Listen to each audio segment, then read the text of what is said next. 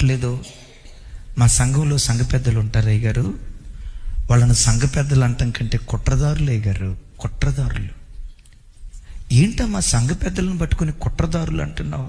అవునయ్యా, సంఘానికి ఎవరైనా కొత్తగా వస్తే సేవకుడికి దగ్గరగా ఉంటూ సేవకు సహకరించే వాళ్ళగా ఉంటే, ఆహా వీడు మన తర్వాత వెనక్కి వచ్చి మనకంటే ముందు వెళ్తాడా, పాస్టర్ గారికి అంత సన్నిహితుడు అవుతాడా, పాస్టర్ గారికి దూరం చేయాలంటే ఏం చేయాలి? ఈ పని మీద ఒక వర్గం చర్చిలో పనిచేస్తుందంట. ఆవిడ చెప్పిన ఒక తీవ్రమైన మాట ఏంటో తెలుసా? ఒక అబ్బాయి యవనస్తుడు, సాఫ్ట్వేర్ ఇంజనీర్, ఇక్కడ మా మందిరానికి వస్తున్నాడు. అసలు పాతదిగా ఉన్న మందిరం అందంగా తయారు చేశాడు. కొన్ని లక్షల రూపాయలు దేవునికి ఇచ్చాడు.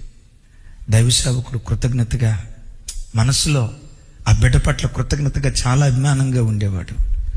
ఈ సేవకుడికి ఆ కొత్తగా వచ్చిన అబ్బాయికి ఉన్న ఆ దైవికమైన సంబంధం చెడగొట్టడానికి మా మందిరానికి వచ్చి ఒక అందమైన అమ్మాయిని ఎరగా వేశారండి.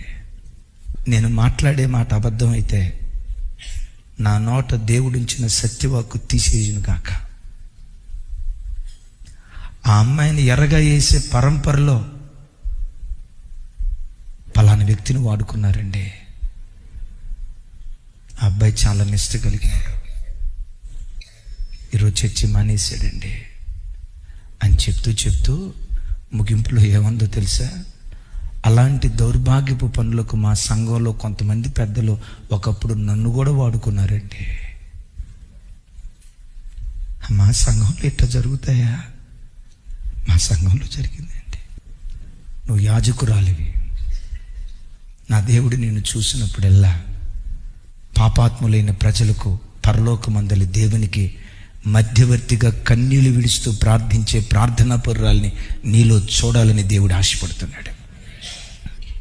దైవజన్మ జీవితంలో ఎప్పుడు చేతనైతే ఎవరికైనా మేలు చేయి.